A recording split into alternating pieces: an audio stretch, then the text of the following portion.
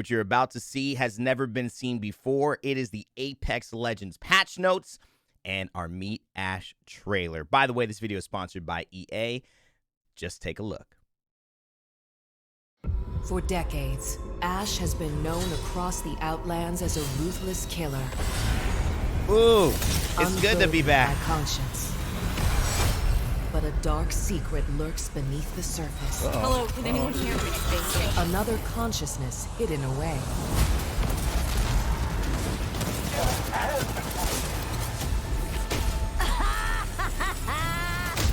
While Ash has little love for the legends, in death, they become useful. And analyzing their death will lead her to their killers. Yo, that's gonna be nice. She gets an all across the map tracker. Wow.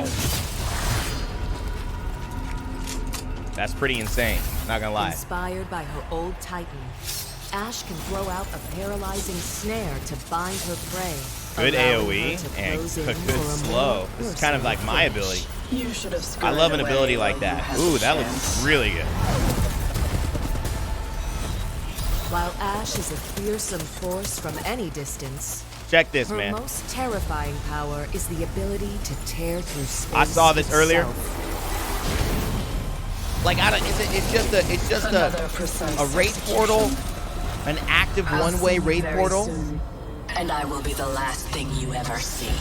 That's crazy. That's crazy. Ladies and gentlemen, as you can see, it is about to go down in Apex Legends. And in fact, it already has gone down. We have the escape patch notes, and we are back again with another video. And we're going to break down what these patch notes mean for you as an Apex Legends player. By the way, fit today, we got the Hamilton hat. You know, saw Hamilton last week at the Pantages in LA. It was great. I can't hate, you know, I love the 2016 cast. You guys know what I mean. But oh, we got the Tokyo Olympics, you know, little cover up over here after working those Olympics this summer. So I thought I'd just, you know, throw it out. We're feeling sporty today, feeling fun. So let's get into it. A new legend with a familiar face, Ash, has overseen the arenas from the shadows and held a tight grip on Pathfinder's heart. A simulacrum made from the woman who was once Dr. Ashley Reed. Ash is determined to eliminate every trace of weakness that held her back as a human, detecting death wherever she goes, spearing enemies with electric snares that lock them in place, tearing through space to take more lives. It would be easy to think that there was nothing human left within that cold steel, but a trace of the human doctor remains, and she possesses a greater threat to Ash than any legend in the ring. So it's going to be an internal battle. Should be very cool. The passive, marked for death. So this one is going to be important. She shows the location of recent death boxes. She gets a special prompt on a death box to use it to mark surviving attackers once per box. So what that means, the impact of this, and why I kind of am labeling this video this way is I want to break down kind of some of these things that you can expect. And we're going to do a lot of videos leading up to November 2nd, which is in 4 or 5 days. So expect a lot of content here on the channel. But this is a huge deal because what happens when you are able to track someone like this, think about the team that's steamrolling through several death boxes, the team that comes out of a crazy third party. That's usually a high-quality team. In Apex, they could be lucky. But if you can track that team, what that means is you have eyes on where probably the most important figure that would compete for a win in Apex Legends will be. Well, I used to say this all the time. Usually there's like 1 or 2 teams that could win a game. And our team's usually one of them. If I'm playing with at least competent friends. And then there's like 1 or 2 other teams that have a chance to steamroll or win the lobby. Everyone else is kind of competing, but, you know, they're not good enough to be contenders. And if you get rid of those first 2 teams, you really make your pathway to victory easier. This seems like this will be helpful in high level. It will be helpful in casual competitive play where you're kind of trying in ranked or you're really trying to get some wins in casual gameplay. I feel like this passive could be, depending on how it works, it looks like it works across anywhere in the map. So, I mean, that's huge information. And it also will give you a lot of information around it. We'll talk about in later videos once Ash comes out. So, tactical arc snare. Throw a spinning snare that damages and tethers the first enemy that gets too close. I'll rate this one, for me, like an 8 8.5 ability. This is like one of my favorite types of abilities. I love AoEs. I love slows. I think it's going to help everyone. And this is going to be something they have to really pay attention to on the tuning, because if the slow is too much and the AoE snare is too easy to land, it's a death sentence. I mean, think about what it's like to get hit with an arc star in Apex. Can you survive long? No. So this is going to be one where you have to pay attention to, and that's why when these abilities come out that are really easy to use and really valuable off the top without a lot of high execution, they tend to get nerfed. The reason is, if you're going to have a valuable asset like a slow snare that does damage, that means if you get hit by it, you probably die. That has to be harder to execute so that you don't have everyone in the whole game just snaring everybody and no one gets to play and it's not fun. So this is something they have to pay attention to on this. But I think, guys, it's going to be fun. You let me know. I'm excited to break down gameplay in the 5 Rules series and everything with Ash. And it feels like it's going to be so interesting seeing all these high-level players, maybe playing some ourselves as well, talking about it. So get excited, guys. There's a lot of good stuff happening. I haven't even talked about the map. Oh, man, we got more coming this week. Phase Breach. Tear open a one-way portal. This is her ultimate to a targeted location. So it is one way. The portal stays open for a short time during which anyone can use it. So what it really looks like is a fast Wraith portal that you do not have to travel to the location. There's a lot of value in this. Wraith can do it, but she has to use her tactical to do this. So essentially, Wraith has to use her tactical ability, and she also has to use her ultimate ability. In order to take a safe portal, she has to go into the void and use her dimensional rift to travel across, let's say, a battlefield in a final circle where people would be shooting at her normally. But she goes invulnerable, leaves the portal at the other end, inside a house, somewhere safe, and then is able to travel back, and her team can take that safe path. Ash has an ability now to just looking like she could just target where she wants it and do that. So she doesn't have to actually use her tactical to have safety. She just gets the safety. It's a one-way portal. Obviously, that's the negative part, where Wraith is a two-way portal. But it seems like a lot of the problems that Wraith faces in getting the portal to the right spot, not having her into the void once she does it because she has to stay safe to get the portal off, Ash is going to be able to have the upper hand in that situation and might be a better pick than Wraith. I know a lot of people have said it. We'll see if that ends up happening. New map, Storm Point. Guys, I want to save a whole video for the map. I want to break down some of the mistakes people make when they have a new map, and you beginners or you advanced players don't understand how to process this.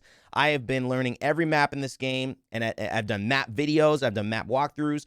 I have a good one coming out for this. I want you guys to wait for that video. We're going to talk about it, so subscribe. Leave a like on this one if you do want it. Comment down below what you're excited to know about in that video, but I want to break it down for some common mistakes and some tips in order to really get advanced information about how to play this map, okay? So, but this is a great map. It's new. It's in the Oasis. Survey revealed the remains of 3 unique settlements built across centuries. You have new things that are going to be flying around in this map, new places of interest, but also, like I said, you know, prowlers are going to be out there, flyers will be out there, things that you can interact with. It's going to be fun.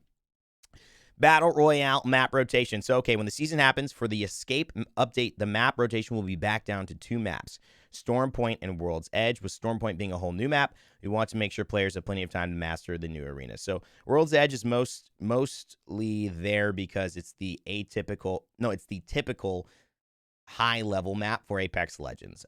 And so, therefore, you're going to have the new map and plus the map where a lot of people will most likely be able to play and say, this is kind of an easy home for us. It may be that in ranked, Olympus is where we start ranked, so that's how you can guarantee Olympus. I haven't really figured out their rotation yet. But we have Arena's map rotations coming up, and you guys can check that out. They're not going to be using any BR locations for Arenas. Okay, that's cool. New weapon, Car SMG. When you're in a precarious place, you need a dangerous, flexible weapon. Meet the Car SMG. Man, it feels like we just got the Rampage, huh? This is awesome. The Combat Advanced Round. Oh, CAR stands for Combat Advanced Round. Cool. Submachine gun is a fully automatic weapon that takes adaptability to the next level by accepting either light or heavy mags. Oh, wow. The Combat Advanced Round hits hard but handles light. This hybrid weapon's the best of both worlds for when you're ready to take a stand and become the most dangerous thing on the island. I like it. All right. Ranked updates. So let's see here. Hello Legends, ranked and emergence shaped up and reviewed. I got to do a whole ranked video as well for these notes just to talk about ranked, some skills and some tips in ranked, and also probably keep some of this in there, guys. So I'm going to skip through this again. I'm telling you, we got a lot of videos coming this week. You can read this on your own, but there's a TLDR of the ranked stuff, and I want to break down some tips on ranked and also focus on what they're changing and what your rank really means to you. Because a lot of people, think, oh, I'm gold. Oh, I'm platinum. That means I'm this level player. No, it's wrong. That's wrong. That's wrong. But it doesn't mean that you're not close to being right. It just means that to get a more realistic of where you stand as an Apex Legends player will help to understand the bigger picture of rank. So stay tuned with that. We got a lot of things coming. I should almost write all of this down. Well, I'll have it in the video. Ranked Arenas, Escape. This is going to be happening too, Ranked Arenas. So that's pretty cool. All right, here's the stuff. We're going to get to the patch notes. Big, big stuff. I heard that Wattson would be trending. Now, this is where you want to pay attention, guys. Move aside Ash. This is Wattson's season. We're ecstatic to finally share some long-anticipated Wattson improvements. Her win rate and encounter win rate have always been above average. This could be for a multitude of reasons, and I've already made a very clear video on this. It's What's Up with Wattson. It's a pun. It's a What's Up with Wattson. Look it up. It explains a lot of the Wattson dynamics that have been going on, the miscommunication and the misassessment of why Wattson's successful and is not getting buffs, and why the player base does not feel she's successful and why she's not in competitive, okay? Defensive playstyle correlates to higher average placements. I would agree with that. Wattson mains are diehard loyalists. That's possibly true as well. And her hitbox has been the smallest in the game ever since Lifeline's adjustment. That probably has a much bigger impact. Regardless, much of the high-level data that we share doesn't match perception. Play a few games as Wattson, and you'll find yourself wanting more out of her kit. The goal of these changes is to redistribute her invisible power into the parts of her kit that shape the battlefield in a unique way. We wanted to see what changes could spark more consistency and efficacy in her kit, and ideally ground some of the difficulties surrounding the way her abilities work. I think I know what they're going for here, but we'll see what they actually put. We want to enable more active gameplay from Wattson players by smoothing out the rough edges and placing fences. Responsiveness tweaks, longer range, and faster cooldowns mean that Wattson can much more quickly and reliably set up a defensive position or even use her fences and pylon in the midst of open combat in a pinch. Okay, improve the reliability and responsiveness of placing Wattson's tactical and ultimate in world objects. Wattson can place her tactical and ultimate objects on valid surfaces above Wattson's eye level to a reasonable extent. General hitbox size increased to compensate for the removal of low profile in the legacy update. The tactical perimeter defense increased damage on crossing a fence, 15 to 20, so 33% increase. Increased debuff duration on crossing the fence, so 3-second debuff instead of 1.5. That's 100% increase. So you're gonna take 5 more damage, and you're gonna be stunned for twice as long, or debuff for twice as long. Increase the allowance to be hit again by subsequent fence effect by 100%. Okay, so you can't get hit quickly twice. You have to basically get hit once, and then you have a full second before you get hit again because the punishment of getting hit is now bigger. They decreased recharge time by 50%, so your fences will recharge half as fast, so 30 seconds now to 15 seconds. Increase placement range by 50%. Okay. Not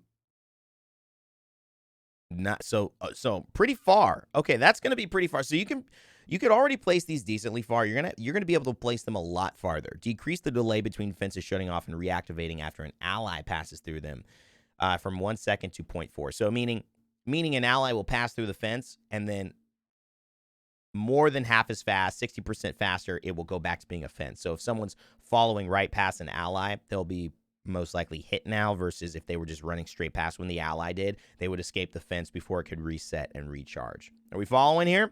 Okay, Wattson now moves at unarmed speed while readying placing fence nodes. That's good. Fence nodes can now be placed as soon as the weapon is ready instead of waiting for the animation to finish. Okay, interesting.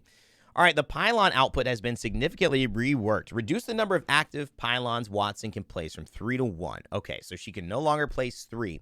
Now she can only have 1 pylon. This pylon now lasts forever, which is the original style of the pylon, instead of the 90 seconds. The pylon now has a pool of 250 shields that can be distributed to nearby players instead of effectively infinite shields.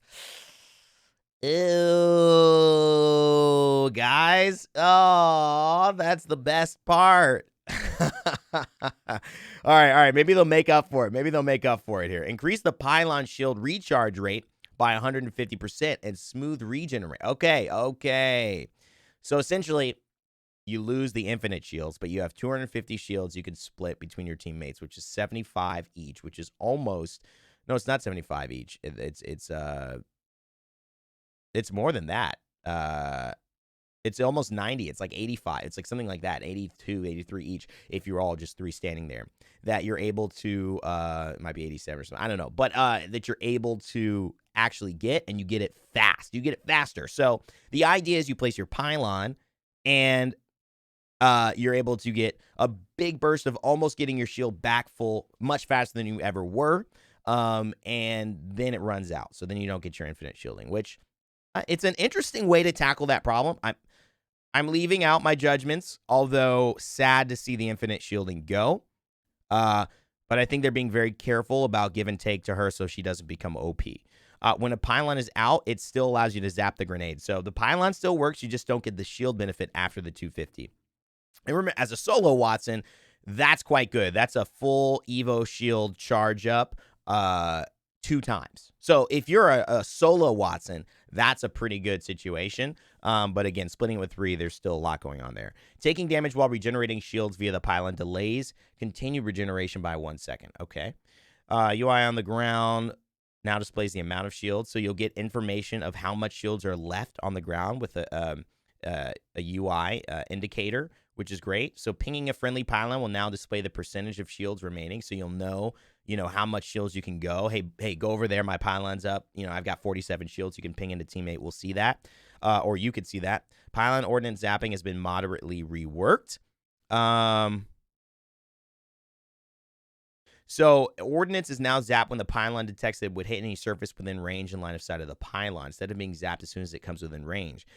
This feels like it would be to help ordnances come out from where you are, thrown towards other players. Because if you would throw an ordnance, like you're at a window, your pylon's right next to you, you'd throw an ordnance or a grenade, an arc star at someone outside, it would zap your ordnance because you're near the pylon.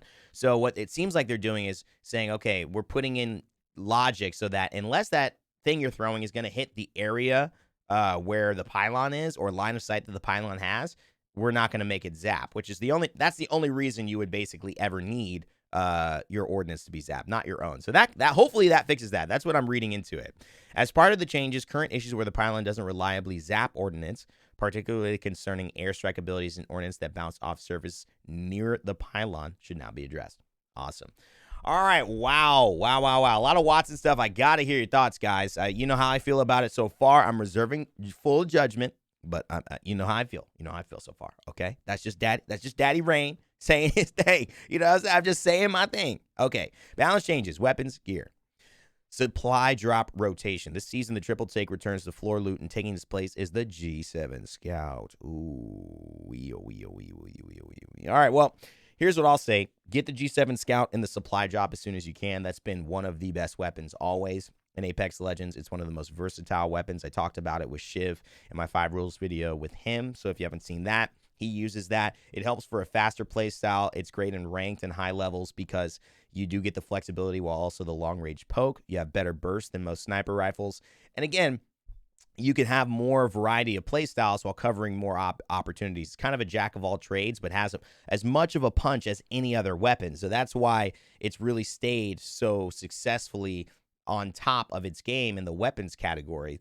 The triple take being back is also a fantastic weapon. Plays a little differently, a little more slowly, but has that same flexibility of up close hip fire and also long range play. But I would say when you see the G7 Scout in the supply drop, pick it up. Dual shell, each round loaded into the Massive or the 30-30 repeater is doubled. All right, cool. Seems like a cool new hop-up is going to go down. You guys are obviously going to go watch some videos after this video. You'll probably be directed to some videos that are talking about this hop-up. So stay with me here, and I'm sure you'll get to see that in action. Seems like that could be interesting. Definitely into the Mastiff. That'll hurt. That would hurt. Ooh. All right. Fully kitted rotation, Mastiff 30-30, R301, Car, Longbow. Nice. Peacekeeper, Rampage, RE45, Flatline, Charge Rifle, Remove. Yeah, this is going to be nice, man. R301, Car, Longbow, 30-30. I mean, I love all these weapons. except the car, which I haven't played. Eva pushed down just again. The Eva's still performing ahead of the shotgun pack, hitting the base fire rate should help balance out our shotgun roster. Yeah, I mean, the Eva's going to be good till it gets nerfed enough. I think dual shell going into the Mastiff is probably going to give the Mastiff its best chance to win. Some people still love the PK, but the Eva 8 usually just outperforms because of the versatility. The damage and the versatility, the trade-off is not enough to go for such little versatility or too much damage for all of these other ones, because you just get more bang with your buck for the Eva. It's the value judgment. That's what gamers do. They end up trying to find the best value for the solution, and they stick with it until there's a new, better value option. So we'll see if that changes. I don't know if it will. I'm curious about dual shell. The Peacekeeper. Increased pellet size. That's helpful. Choked up shots remain tight for slightly longer when exiting ADS, which they changed when the Peacekeeper came back into the meta of weapons. It was in the care package for a while. Like I said, that's what they just said. When the PK came out of the crate, we gave it a big sweep of nerfs to make sure it wasn't the monster we'd all grown to know. And this pass, we swung a little too hard. And so they want to give it more quality of life and usability this season. Okay, cool. Longbow, damage reduced from 60. Who do you think is going to really become, like, I need you guys to know. I think the Eva is going to stay where it is unless the Mastiff goes crazy, right? Or this is really not true, like slightly increased pellet size. If it's a much more than slightly, I think the PK could come up as well, but I'm curious about that dual shell. You guys let me know. Longbow, damage reduced from 60 to 55. Ooh, walking back a recent buff to Longbow that proved unnecessary. We wanted to give it some love due to all the recent marksman updates, but it seems Longbow was just fine. All right, well, my Longbow fans out there, nice wig, Jordan Fisher, you guys, you know, keep it up. Keep showing your stuff, but that hurts. That hurts. I love me some Longbow as well. L-Star, reduced barrel effectiveness at all rarity tiers. Significantly reduced projectile collision. Damage reduced from 18 to 17. Yeah, so that's just, the barrel is basically going to be the ability to, you know, kind of stabilize some of these shots. Significantly reduced projectile collision size. So, unfortunately, it's going to be a lot of a smaller projectile. And you're going to get 1 damage off, which, as we know, the Spitfire became a massive piece of terrorizing. It became a monster. It's like Godzilla. The Spitfire, when it got from 18 to 19, became God freaking Zilla. And then turned it back down 19 to 18 and became like the worst weapon ever. Everyone was like, oh, this weapon sucks. Like, the 1 damage means a lot because you're talking about every single bullet that hits. You're talking about 50 damage that's not on 50 of your shots because it's just 1. But you're used to having that damage. So instead of doing 200 to somebody, you're doing 150, and that changes the fight completely. This is a big sweep.